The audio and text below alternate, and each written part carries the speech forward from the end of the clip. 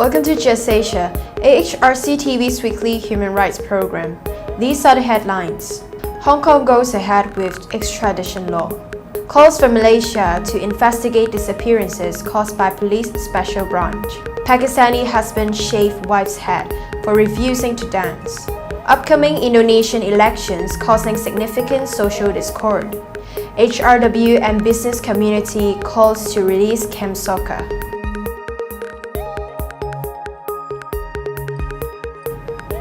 Welcome to AHRC TV's Just Asia. I'm Alexandra.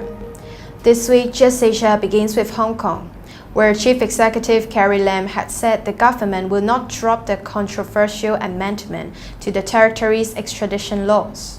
The amendment allowing Hong Kong to extradite to other countries, including China, on a case-by-case basis, was to be tabled at the legislature Wednesday. A protest against the amendment saw 12,000 people marching last Sunday. The biggest concern is regarding China's legal and political system.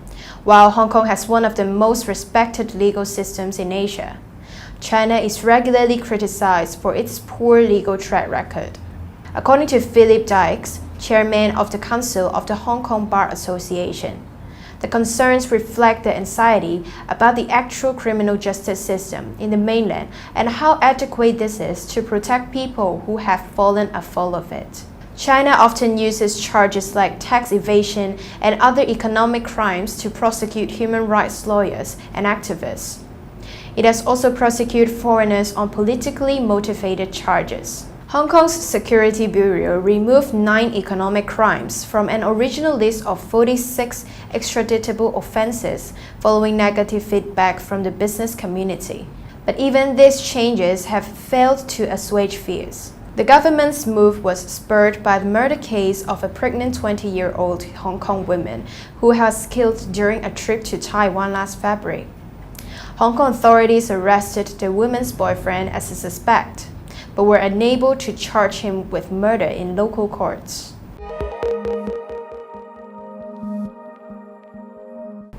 Next, in Malaysia, a public inquiry by the Human Rights Commission has concluded that a Christian pastor and Muslim activist were disappeared by the police special branch for alleged proselytization. Amri Che Mat, who ran a charity group, disappeared after leaving his home on November 24, 2016. He was apparently under the watch of religious authorities for allegedly spreading Shiite teachings. Pastor Raymond Koh disappeared in central Selangor state on February 13, 2017, while being investigated over alleged proselytization.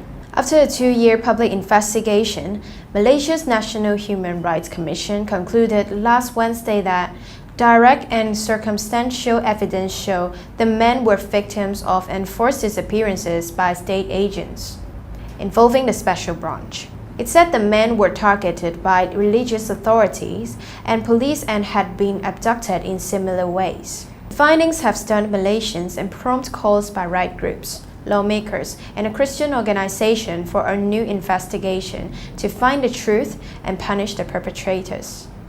There have also been demands for the government to set up an oversight body to ensure police accountability and regain public trust.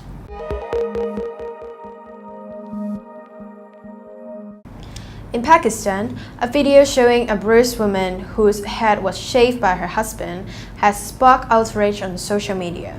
Asma Aziz from Lahore posted the video last month, in which she accused her husband, Mian Faisal, of torturing her after she refused to dance for his friends at their home in Lahore's Defence Housing Authority district. He took my clothes off in front of his servants.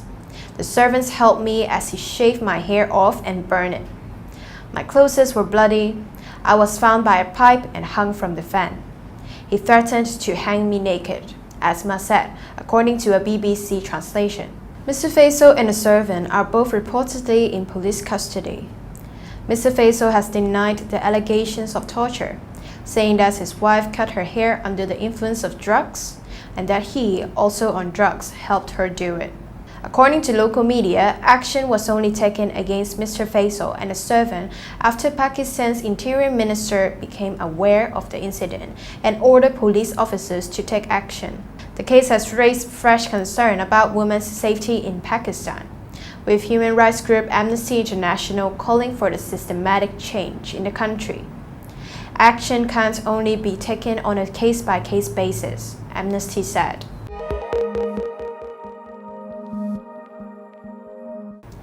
Moving to Indonesia, political tension is increasing in the country due to the upcoming presidential elections.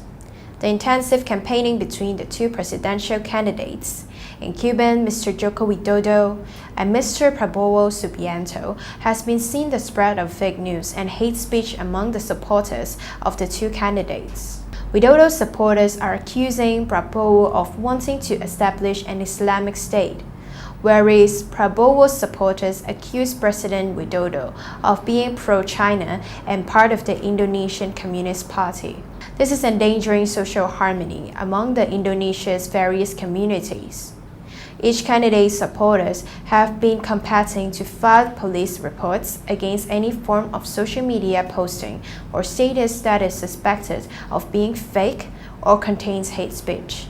To make matters worse, Minister of Politics, Laws and Security, retired Army General Wiranto, recently suggested that the government should enforce the anti-terrorism law in eradicating fake news.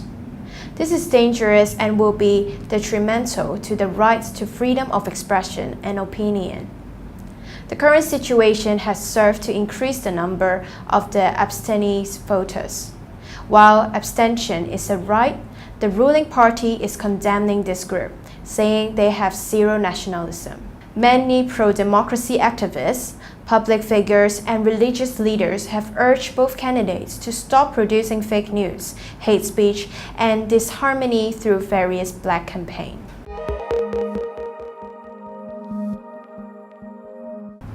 Lastly, Cambodia drew fresh criticism last week from both a major human rights organization and the leader of several trade organizations over Prime Minister Hun Sen's refusal to release opposition leader Kem Sokha from house arrest and other rights abuses. In a statement last Thursday, Human Rights Watch called for Kem Sokha's immediate release, saying the criminal case against the president of the outlawed Cambodian National Rescue Party was politically motivated. The rights group noted that although Sokha was released from pretrial detention a year after his arrest, the highly restrictive conditions of judicial supervision he is subjected to effectively mean he is under house arrest. In response to Kem Sokha's arrest, as well as a wider crackdown on media and civil society, the EU announced in February that it was considering whether Cambodian exports should continue to enjoy tax-free entry into the European market under the Everything But Arms scheme. Concerned with how an EU withdrawal from the agreement and the possible US withdrawal from a similar agreement would affect business, the leaders of several international garment, footwear, and travel goods buyers issued a joint letter to Hun Sen, calling for concrete steps to be taken so that the country's preferential trade status could be preserved.